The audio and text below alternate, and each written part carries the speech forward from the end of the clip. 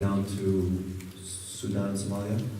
He goes under different names. The Turks call him Hoja, the Arabs Johar, the Chinese Afanti, but Nasruddin is his name essentially. And he's the closest thing that we in the Muslim world have to, I guess, the Brothers Grimm or La Fontaine. So parents tell children stories about Mullah Nasruddin in a way to impart complex questions. Again, this idea of complexity, relativism, notions of relativism, perspective, morality, ethics, but in a very first degree, stupid sense of humor. So typical Mullah Nasruddin story is Mullah Nasruddin is on one side of the river and somebody yells, "Mullah Nasruddin, how do I get to the other side of the river?" And he says, "You are on the other side of the river." So behind this are these different notions.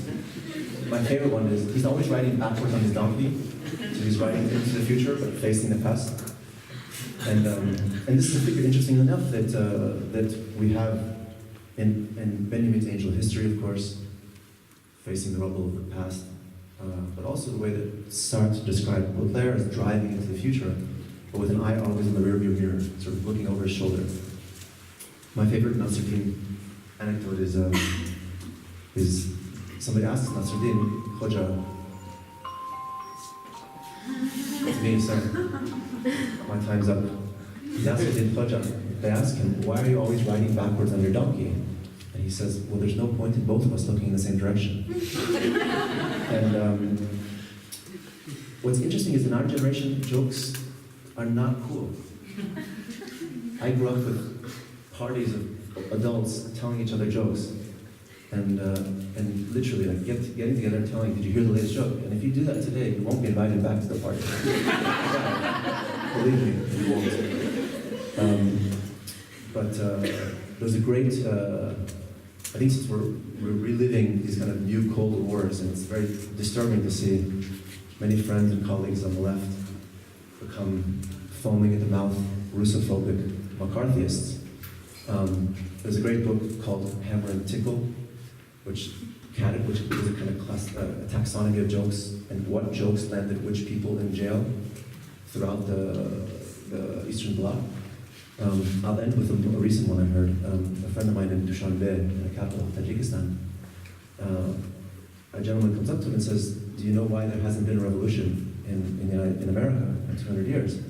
And my friend says, "No, why?" And he says, "Because there's no American embassy in America." So,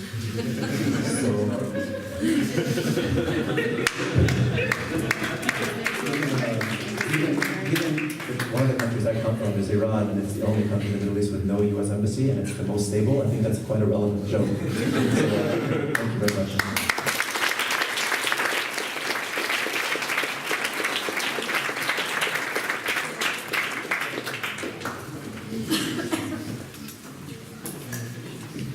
Thank you, Paya. I think I've got a contender for you, who's Gimple the Fool, who only speaks in Yiddish. And I think when Isaac Bashevis Singer won the Nobel Award for Literature, he mentioned that Yiddish was the only language that never had a military might behind it.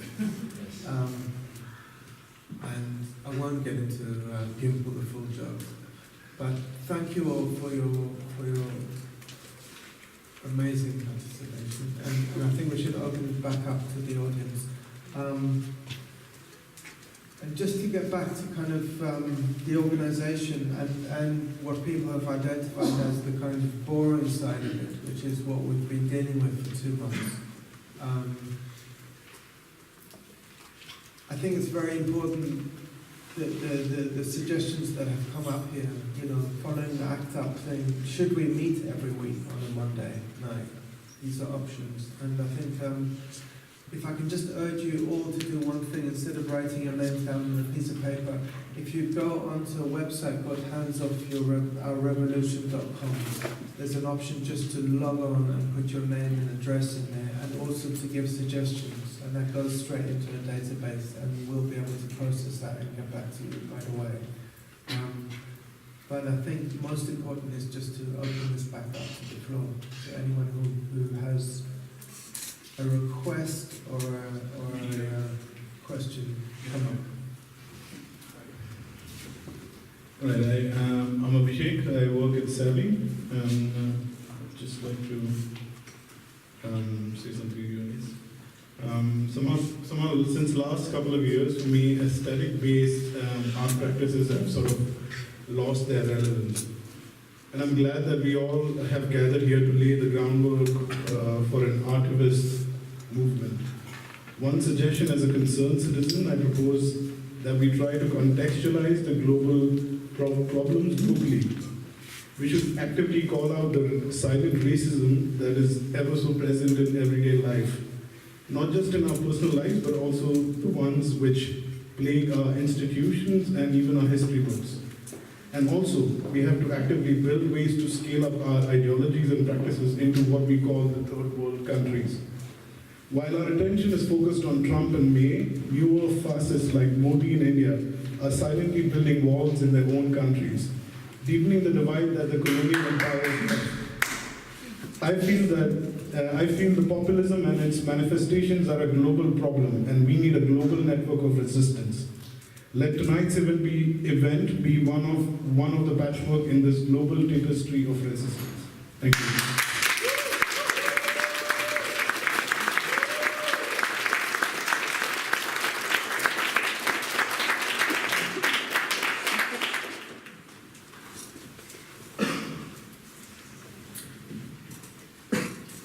Hello, my name is Jess, and I would just like to share some observations that I have from some of the collectives and organizations that I'm in about how we can put our policies into practice. And it's going to be very much from a personal level, because that's what I know. But I think one thing, especially here in Berlin, also if you're not an artist, there's many ways to be an activist.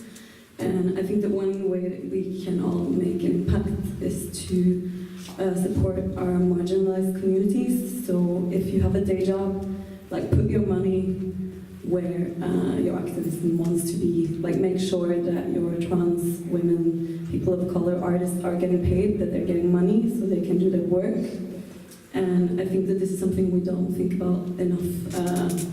Just going to a concert or going to an event, it costs €5. There's a suggested donation, like give more if you can, because these people are doing important work and yeah, they need funding. And it's a way that anyone can support. Then I'd like to maybe comment on what we were talking about before about collaboration.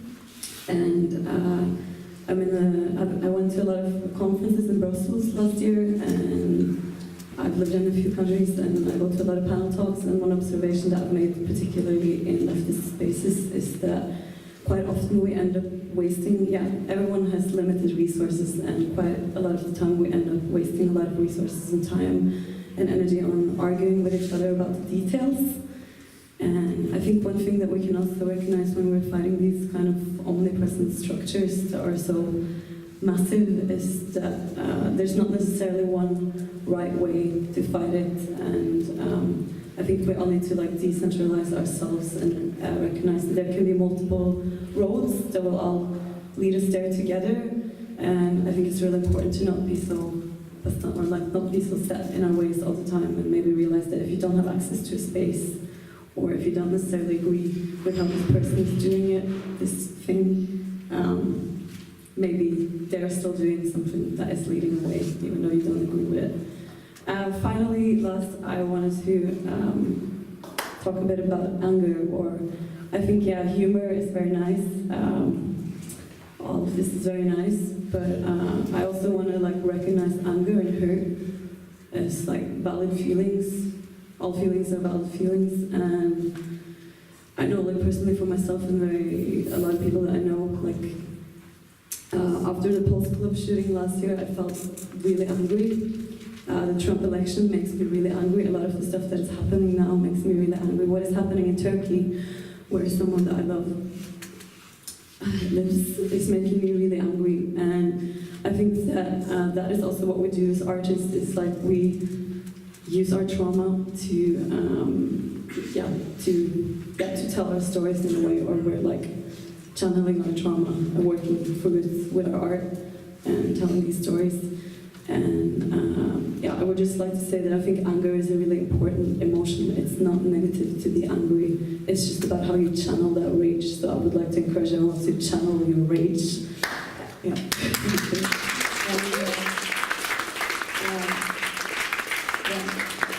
I would also just like to say, especially to the women here, that likability is overrated.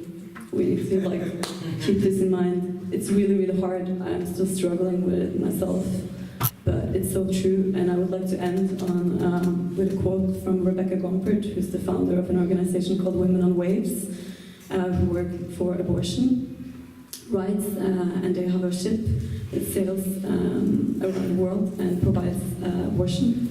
And I recommend everyone to see this documentary about their organization called Vessel, Women on Waves. You can find them online, and they do really important work. And if you can, please make a donation. But in this documentary, she says that one thing that she's learned for activism is that a lot of the time you have to have an offensive strategy to make a change. And it's not always possible. Like, we don't always all have the same privileges. Like, some of us are safer than others. But I really believe that, yeah, it's also why I wanted to come to Berlin, because Berlin is very boundary pushing, and there's a lot of grit here. And in Norway, where I'm from, everything's very nice, very normative in a way. But I think, yeah, let's not underestimate channeling our rage and also using offensive strategies to get there. Multiple ways, but this is one way. Thank you.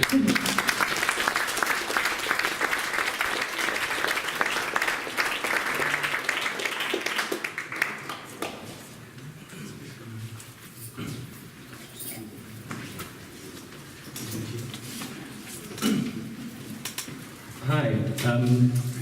I would like to offer a defense of the importance of words, not as separate to action. I think that words are incredibly important.